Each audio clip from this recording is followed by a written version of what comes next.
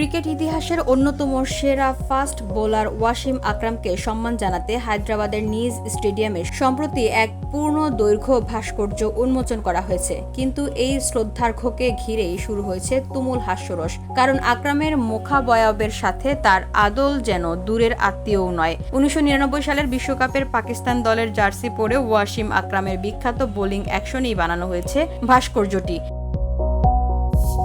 শরীরের গঠন যতটা নিখুঁত হয়েছে, মুখাবয়ব ঠিক ততটাই বিভ্রান্তিকর। চোখ মুখে তীব্র মনোযোগের বদলে দেখা যায় অজানা এক বিরক্তি, আর চুলের ছাট এমন যে তাকে 20 বছর বয়স্ক দেখায়। একজন মজা করে লিখেছেন, ওয়াসিম আকরাম জানেন তো এটা ওনার ভাস্কর্য। অন্যজন মন্তব্য করেছেন, 10% সিমেন্ট, 90% হতাশা। এই ব্যঙ্গ বিদ্রুপ অনেকটা মুম্বাইয়ের ওয়াংখেড়ে স্টেডিয়ামে সচিন টেন্ডুলকারের ভাস্কর্য ঘিরে সমালোচনার পুনরাবৃত্তি। তখন অনেকে বলেছিলেন সেটা যেন অস্ট্রেলিয়ার স্টিভ স্মিথের বেশি। 1984 থেকে 2003 সাল পর্যন্ত বিস্তৃত ওয়াসিম আকরামের দুর্দান্ত ক্যারিয়ারে তিনি পাকিস্তানের হয়ে খেলেছেন 104টি টেস্ট ও 356টি ওয়ানডে ম্যাচ।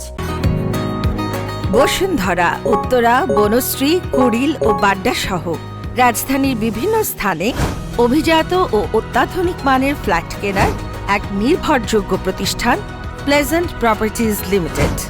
তাই আপনার স্বপ্নের আবাসনের জন্য আজই যোগাযোগ করুন। Pleasant properties limited, where destiny matches eventually.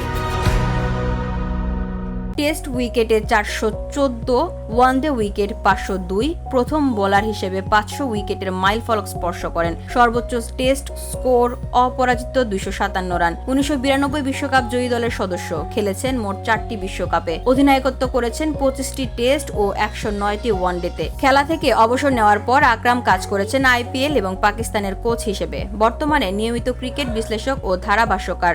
যেখানে এমন একজন কিংবদন্তিকে যথাযথ সম্মান জানানোর কথা ছিল, সেখানে তার প্রতিচ্ছবি যদি তাকে চেনা না যায়, তাহলে সেটি হয় ব্যর্থ প্রচেষ্টা, নয়তো নিছক ট্র্যাজেডি। ভক্তদের প্রতিক্রিয়া বলছে, ভাস্কর্যটি যেন ভালোবাসার চেয়ে হাসির বেশি কারণ হয়ে দাঁড়িয়েছে। আপনার মতামত কি?